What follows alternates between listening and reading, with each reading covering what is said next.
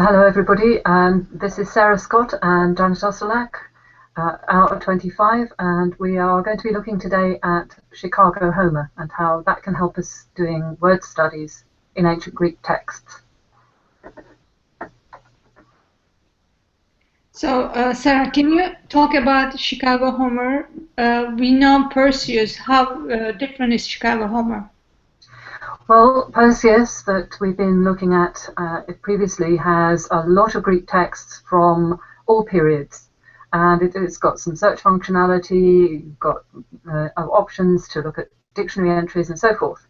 Chicago Homer specializes, as the name suggests, in Homeric poetry, that is the epics Iliad and Odyssey, the Homeric hymns, also Hesiod, Works and Days, Theogony, and Shield of Heracles.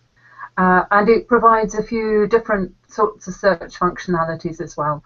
So you can do different kinds of search. So we'll start by just having a little look at what it looks like and how to navigate. And then subsequently we'll have a look at some of the functionality that you can use for word studies. Okay. Sounds great. Okay, I'm just going to screen share and go to the Chicago Homer website.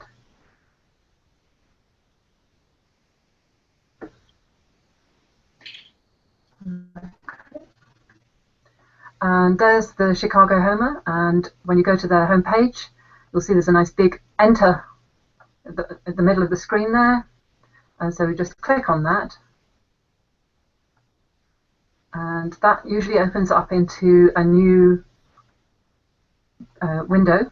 And I'm just going to enlarge that so we've got it full screen so you can see what's going on. So to start with, we can just have a look at one of the works, and so we'll start off by let's start off by going to Iliad. You just click on the tab button for Iliad, and then we'll put in the book number and the line number that we want to go to. So let's go to book 5 and line 771, and then click retrieve. And there you can see the text, and it has a line of Greek text, and then underneath it it's got a translation. That's the Lattimore translation. It's more or less line by line. But one thing, of course, is the English word order and Greek word order can be very different. So it's not necessarily that each word matches each word, but it's pretty close, and it'll give you a sense of what the meaning of the text is if you're not so familiar with Greek. And you can follow the text down and scroll down page, scroll up. Now, say we wanted to go to Odyssey, we just click on the book, the tab for Odyssey, and then we'll type in the line and book number that we want to go to there. So let's have a look. We could go to, say, book 2 and line 431 and click retrieve. And there the text is displayed for the lines.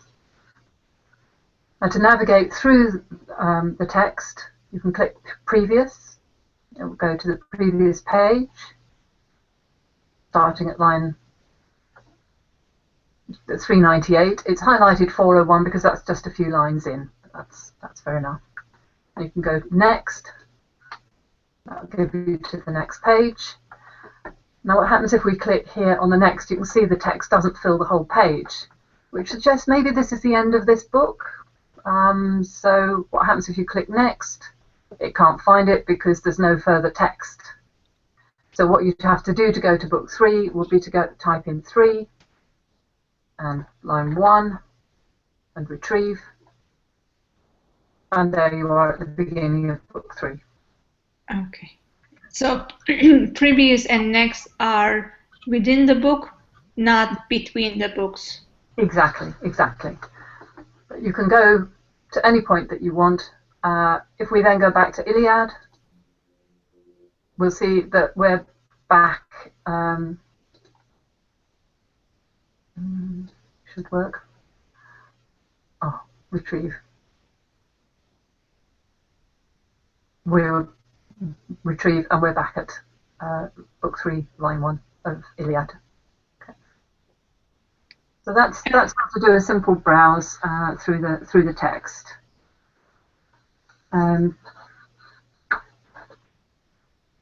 Now, another thing that you might find useful if you're not very good at reading Greek yet, you've got the options at the top. And display options, you can change how many lines you show per page. 30 seems like quite a good number. You can just decide if you want to turn off the line numbers. I think it's very useful, so I would leave that. But you can show it in Greek or in English, or as the default, but in both. You've also got the option here for transliteration. So click on that, and then go back to the browse, and then retrieve. You've now got an extra line of text, which is a transliteration of the Greek. So if you're not very familiar with the characters, that will at least give you some idea of what the Greek words are. So that's just another useful little option. I realize that some of the words are turning red. What does that mean?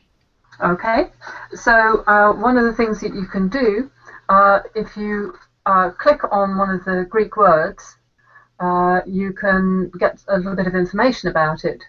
So let's go for this one, klange.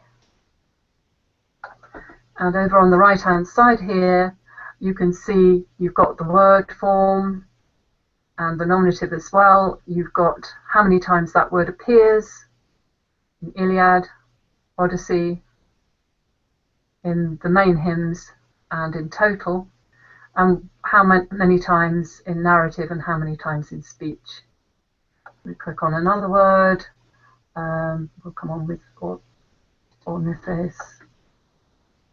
And here you see you've got that form as it appears on that line, but you've also got what the nominative form is, the dictionary form, which can be quite useful if you're not sure which word it comes from.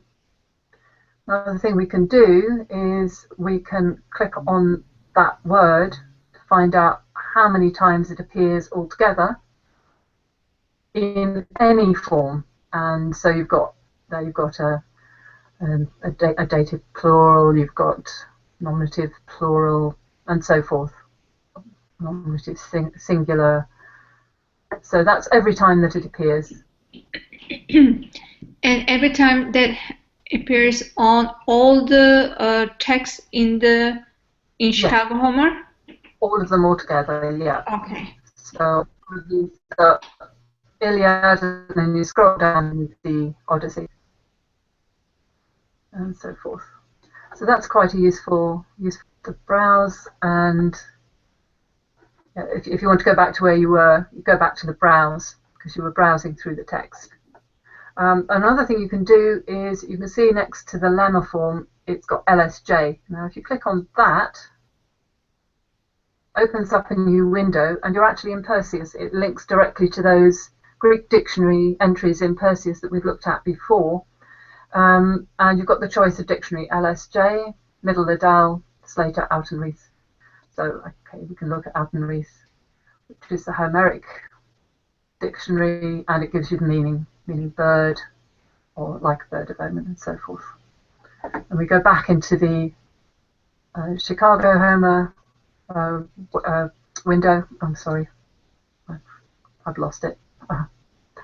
Pause for a moment. Edit that out of the video later.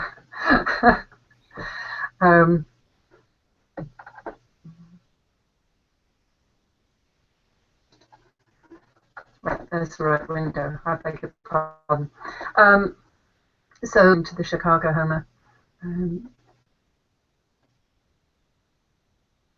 Another thing you can notice that actually sometimes when you scroll, I'm going to go back to Iliad's book 1, scroll 1, just for the moment, that I'm going to go to line 14 because I know I've got an example that's going to give us something useful. You can see that some of the English words also highlight in red. Not all of them, but some of them. So if we click on the word hands, and we can see over here at the right-hand side there are two different Greek words that have been translated into English as hand. And one of them, cher, that's transliterated as C-H-E-I-R. In Greek it would be chi, epsilon, iota, rho. That comes up 729 times in all its forms. So that's a very frequent word. But there's another word, palame, P-A-L-A-M-E, or eta, long E, transliterated with a circumflex. That comes up 28 times. So again, you can click on the LSJ entry, and that will take you through to the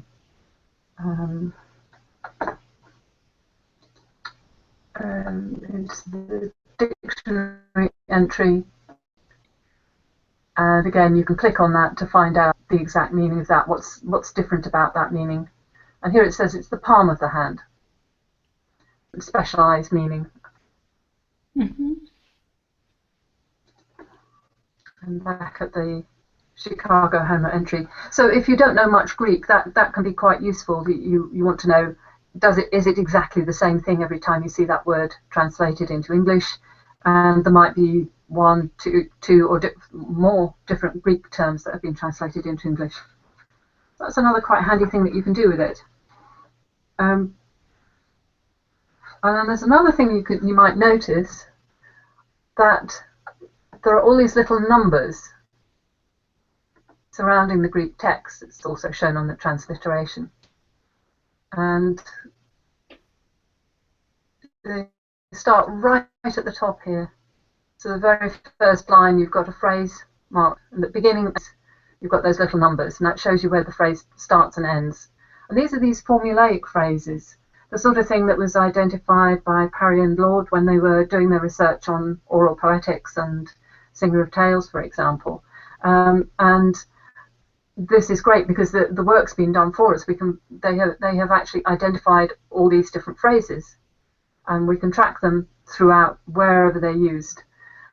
Sometimes they overlap a bit. In the second line, you've got, here's number 2, starts here just before the word alge and ends after the word etheke. And then number 3 starts at etheke and ends in the third line just after polaste. So you can track any of those phrases through wherever they occur throughout the whole text. So let's take an example. I haven't tried this one before, but let's try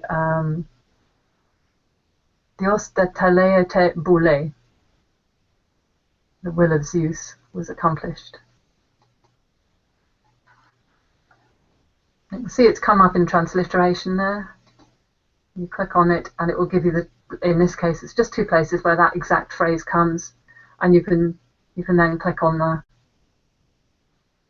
example to see where it occurs in context, and here we are in the Odyssey, and there's the exact phrase. Now this time it's actually got number 8 because it's the 8th one on that page, but it is the exact same phrase. And so if you click on the little 8, it will give us back that same list of occurrences. So you can do that with any of those. Go back onto the browse, and then we're back onto where we were. It's a very neat tool.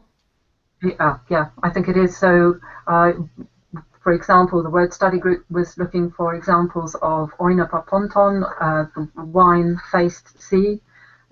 Some of the phrases are very long. There could be a whole line or two. There's an example of that one here, number 12, and it's the whole line. Castor, tamer of horses, and Pollux, good at boxing, as it's translated here. So that's a very, very useful tool to get an idea of that oral poetics, the oral performance of these poems, and just phrases and formulae that you're interested in tracking.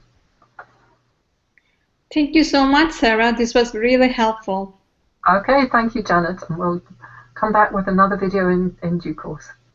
Thank you.